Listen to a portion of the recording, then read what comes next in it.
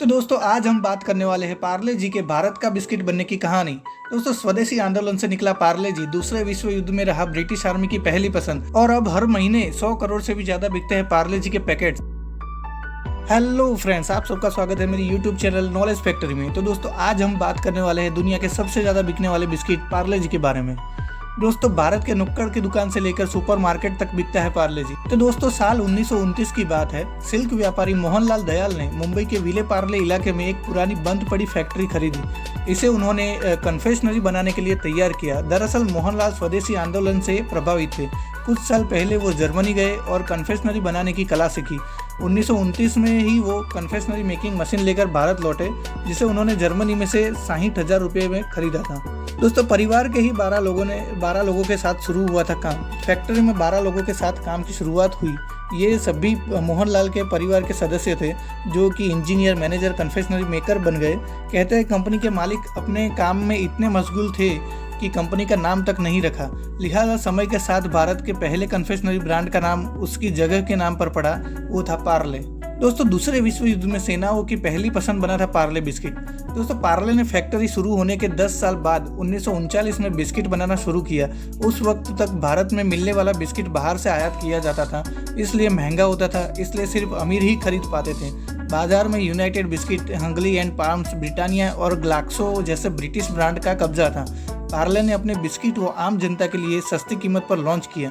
भारत में बना भारत की जनता के लिए हर भारतीय को उपलब्ध बिस्किट जल्द ही आम जनता में लोकप्रिय हो गया।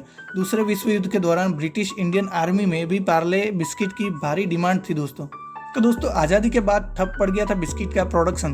दोस्तों 1947 में भारत को आज़ादी मिली। उस साल पाकिस्तान विभाजन भी हुआ और अचानक देश में गेहूं की कमी हो गई। पार्ले को अपने ग्लूको बिस्किट का उत्पादन रोकना पड़ा, क्योंकि गेहूं इसका मुख्य स्रोत था। इस संकट से उबरने के लिए पार्ले ने जौ से बने बिस्किट बनाने शुरू कर दिए। एक विज्ञापन में कंपनी ने स्वतंत्रता सेनानियों को नमन करते हुए अपने कंज्यूमर से अपील की, जब तक गेहूं की सप्लाई नॉर्मल नहीं हो जाती तब तक जौ से बने बिस्किट का इस्तेमाल करें। दोस्तों सेल्स प्रभावित हुई तो ब्रांडिंग पर किया फोकस। दोस्तों 1960 के दशक तक कई अन्य ब्रांड ने ग्लूको बिस्किट लॉन्च कर दिए। इससे कंज्यूमर में कन्फ्यूजन होने लगा और इसका असर पार्ले बिस्किट की बिक्री पर पड़ने लगा। कंपनी ने नई पैकेजिंग बनाने का फैसला किया। अब पार्ले एक पीले वैक्स पेपर में लपेट कर आने लगा। इसके ऊपर लाल रंग के पार्ले ब्रांडिंग के साथ एक छोटी लड़की की तस्वीर होती थी। इस लड़की का illustration Everest brand solution Maganlal Dahiya ने तैयार किया था। तो दोस्तों जब पार्ले ग्लूको बन गया पार्ले जी, नई ब्रांडिंग ने बच्चों और उनकी माताओं को भले ही आकर्षित किया हो, लेकिन अन्य ग्लूकोज बिस्किट के पार्ले कैसे अलग दिखे, ये समस्या जस की तस थी। साल 1982 में पार्ले ग्लूको पार्ले जी के रूप में रीपैकेज किया गया। इससे जी का मतलब था ग्लूकोज। पैकिंग को भी वैक्स पेपर में बदलकर कम कीमत वाले प्रिंट प्लास्टिक कवर में कर दिया गया। कंपनी के इस कदम ने ही पार्ले को अन्य नकली कंपनियों से अलग खड़ा कर दिया। तो दोस्तों पार्ले जी के यादगार एडवर्टाइजमेंट का सिलसिला। ब्रांडिंग और रीपैकेजिंग के बाद पार्ले जी ने एक नया टीवी विज्ञापन बनाया। इसमें एक मोटे दादाजी अपने नाती पोतों के साथ कोरस में गाते गाते स्वाद भरे शक्ति भरे पार्ले जी। 1998 में पार्ले जी को शक्तिमान के रूप में ब्रांड एंडोर्समेंट मिला, जो टीवी दुनिया के सुपर हीरो थे। शक्तिमान की वजह से बच्चों में पार्ले जी के विज्ञापन काफ़ी लोकप्रिय हो गए। इसके बाद जी माने जीनियस, हिंदुस्तान की ताकत, रोको मत टोको मत जैसी टैगलाइन ने पार्ले जी को हमेशा चर्चा में बनाए रखा। दोस्तों पार्ले जी ने अपने विज्ञापन में सामाजिक संदेश और नॉस्टेल्जिया पर भी फोकस किया। जैसे ही 2013 में एक एड कैंपेन में पार्ले जी ने पेरेंट्स को अपने बच्चों को छूट देने की बात कही। टैग लाइन थी कल के जीनियस। हाल ही में लॉन्च हुआ कैंपेन वो पहली वाली बात ने नॉस्टेल्जिया को जीवंत करने की कोशिश की गई है दोस्तों। तो दोस्तों आइए जानते हैं 8 दशकों से पार्ले की सफलता का राज। पार्ले ने अपने मेन प्रोडक्ट को लो प्रॉफिट मार्जिन ही रखा, यानी बड़े स्केल पर उत्पादन किया और बेहद कम मुनाफा कमाया। इससे लोगों को यह बाजार में उनकी अपेक्षा से भी सस्ता मिला।